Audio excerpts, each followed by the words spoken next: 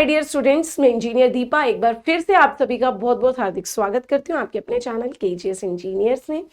Guys, जैसा कि आप लोग मेरे पीछे देख रहे हो, एनएचपीसी एक और वैकेंसी की अपडेट आपके लिए यहाँ पर निकल कर आई है। एनएचपीसी की तरफ से, NHPC national hydro electric power corporation limited. Hydro electric power आपने देखा तो भाई यहाँ पर सभी इलेक्ट्रिकल वालों के दिमाग में बत्ती जगी होगी कि हो सकता है ये हमारे लिए वैकेंसी होगी। तो डोंट वरी गाइस, इलेक्ट्रिकल वालों के लिए भी है, मैकेनिकल वालों के लिए भी है, सिविल वालों के लिए भी है। किस किस के लिए मैं यहाँ पर बताने वाली हूँ। कंप्यूटर साइंस आईटी वालों के लिए भी कुछ ना कुछ है। तो देखते हैं कि किसको कितना क्या मौका दिया गया है। अच्छी वैकेंसी है, इसमें कोई भी लूप नहीं है, परमानेंट वैकेंसी है। अच्छे से तैयारी कीजिएगा और कोई एक्सपीरियंस भी नहीं मांगा, ये भी बता देती हूँ। तो क्योंकि बेसिक कई बार ना टेम्परेरी देख के आप छोड़ देते हो, कई बार देखते हो एक्सपीरियंस मांगा है छोड़ देते हो। डिप्लोमा भी अलाउड है और कई जगह पर डिग्री भी अलाउड है। देखते हैं कहां पे कौन कौन अलाउड है, देखिए। ठीक है, सबसे पहले ये आपके लिए एनएचपीसी की वैकेंसी निकल कर आई। किस किस की यहाँ पर 5-6 पोस्ट के लिए निकाली गई है। सबसे पहले नॉन टेक की एक पोस्ट है, असिस्टेंट राजभाषा। राजभाषा क्या है हमारी, यहाँ पर असिस्टेंट राजभाषा ऑफिसर की एक पोस्ट निकाली गई है। राष्ट्रीय भाषा हमारी हिंदी है। तो यहाँ पर देखिएगा, मास्टर्स डिग्री उसने असिस्टेंट राजभाषा ऑफिसर के लिए 30 साल मैक्सिमम एज मांगी गई है। जनरल की यूआर की 5 पोस्ट है, एससी एसटी की 1-1, ओबीसी की 3। ठीक है, बैकलॉग की है ये ओबीसी और एससी एसटी की। इसमें क्या मांगा है उन्होंने कि आपकी एमए मास्टर डिग्री होनी चाहिए हिंदी में, लेकिन साथ में इंग्लिश एज आपका ऑप्शनल सब्जेक्ट, इलेक्टिव सब्जेक्ट होना चाहिए। ठीक है भाई, ओके। फिर इसके बाद यहां पर विद 50% मार्क्स एससी एसटी और 60% मार्क्स आपके जनरल वालों के लिए, लेकिन इसके लिए उन्होंने एक्सपीरियंस भी मांगा है। 3 साल का पोस्ट क्वालिफिकेशन एक्सपीरियंस चाहिए। डोंट वरी, इलेक्ट्रिकल इंजीनियरों से कोई एक्सपीरियंस नहीं मांगा गया। फिर आते हैं यहाँ पर जूनियर इंजीनियर सिविल वालों के लिए। सिविल वालों का भी अच्छी खासी वैकेंसीज है। जनरल की 51 वैकेंसीज है। 30 ईयर मैक्सिमम एज है, 30 से कम की आपकी उम्र होनी चाहिए। टोटल जो है 109 वैकेंसियां हैं, जिसमें 51 जनरल की हैं, एससी एसटी की 13 और 5, ओबीसी की 16, ईडब्ल्यूएस की 15। और साथ ही साथ ये तो करंट है, एससी की 3 आपकी बैकलॉग और ओबीसी की 6 आपकी बैकलॉग की भी है। अच्छा, फिर इसके बाद जूनियर इंजीनियर इलेक्ट्रिकल वाले, ये जो जेई की पोस्ट है, इसमें आपका डिप्लोमा अलाउड है भाई।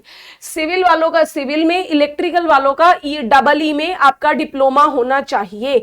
डबल ई में इलेक्ट्रिकल में, या फिर आपका कह रहा है ईसी आपकी वो ट्रिपल ई, सॉरी ईसी नहीं triple E, electrical and electronics. ठीक है, अच्छा।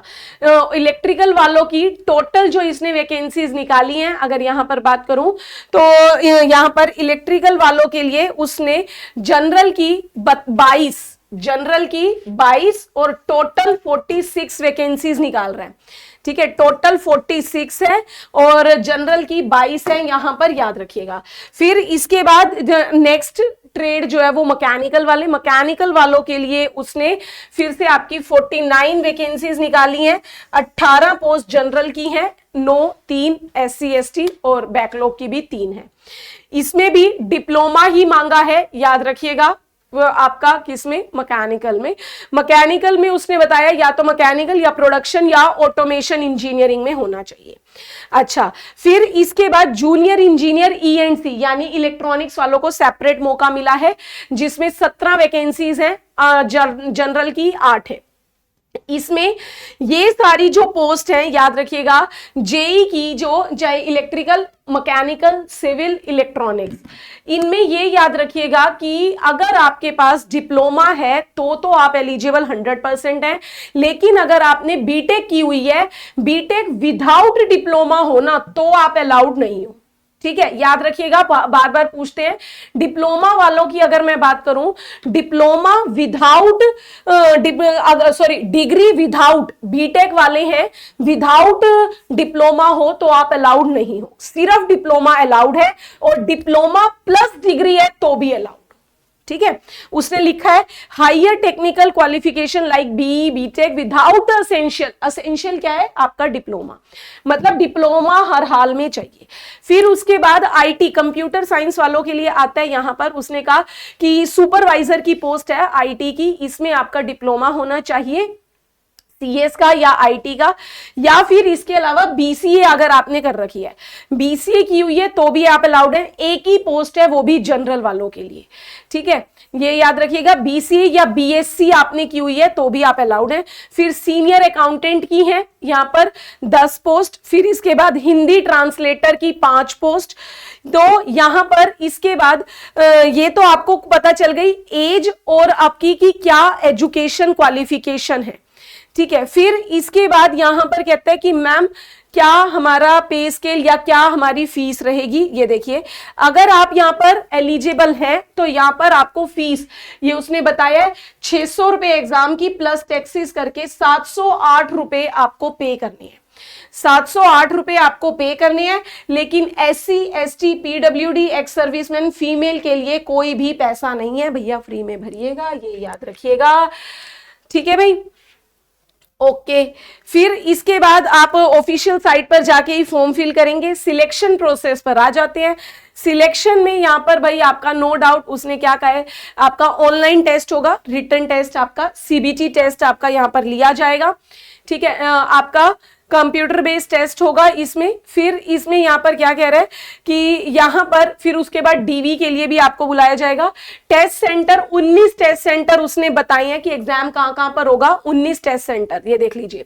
अहमदाबाद है, बेंगलोर, भोपाल, भुवनेश्वर, चंडीगढ़, चेन्नई, देहरादून, दिल्ली, गंगटोक, गुवाहाटी, हैदराबाद, ईटानगर, जम्मू, कोलकाता, लखनऊ, मुंबई, पुणे, जयपुर और रांची। लगभग काफी सारे स्टेट्स उसने कैप्चर किए हैं, तो भाई आप लोगों को पेपर देने में ज्यादा दूर की भी दिक्कत नहीं आएगी, तो आप लोग भर सकते हैं।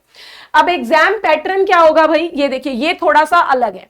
एग्जाम पैटर्न की अगर मैं बात करूं, अपने टेक्निकल की बात करूंगी, जेई वालों की, 3 घंटे का पेपर रहेगा, 180 मिनट का आपका, इंग्लिश हिंदी दोनों में रहेगा, 200 नंबर का पेपर होगा। नेगेटिव मार्किंग भी है, 0.25 की नेगेटिव मार्किंग है, याद रखिएगा।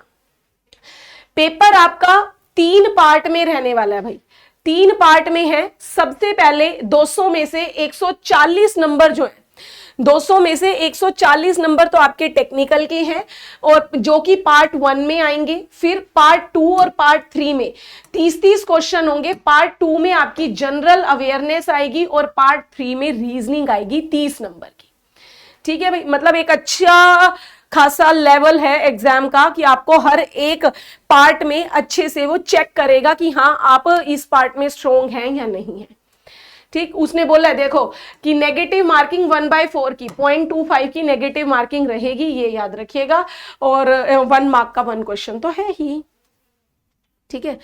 एज रिलैक्सेशन वही का वही है, कि मेडिकल फिटनेस नॉर्मल ही है, कोई ज्यादा उसने नहीं मांगा हुआ। ये सारी मेन थी। अब इसके बाद बात आती है कि मैम फॉर्म भरे कब से जाएंगे। अभी फॉर्म भरने का प्रोसेस स्टार्ट नहीं हुआ है। फॉर्म भरने का प्रोसेस जो स्टार्ट होगा वो होगा हमारा 2 तारीख से, जी हाँ 2 सितंबर से, ठीक है, 2 सितंबर से, ये लीजिए 2/9 से, यानी 2 सितंबर से फॉर्म भरने का प्रोसेस है। 1/10 तक आपका फॉर्म भरे जाएंगे, लगभग 1 महीने का वक्त आपको दिया, 29 दिन का फॉर्म भरने का। अगर भाई 30 साल से कम की उम्र है, डिप्लोमा किया हुआ है, बिना एक्सपीरियंस के है, तो जरूर भरिए। सिविल, इलेक्ट्रिकल, मैकेनिकल, इलेक्ट्रॉनिक सबके लिए मौका है। एक पोस्ट आईटी वालों की भी है, उसमें बीसीए भी अलाउड है, याद रखिएगा। अच्छी खासी मतलब आपकी एक अच्छी वैकेंसी मानी जाती है, तो सभी बच्चे लग जाइए तैयारी में। और जेई इलेक्ट्रिकल वालों को कहीं इधर उधर भटकने की जरूरत नहीं है।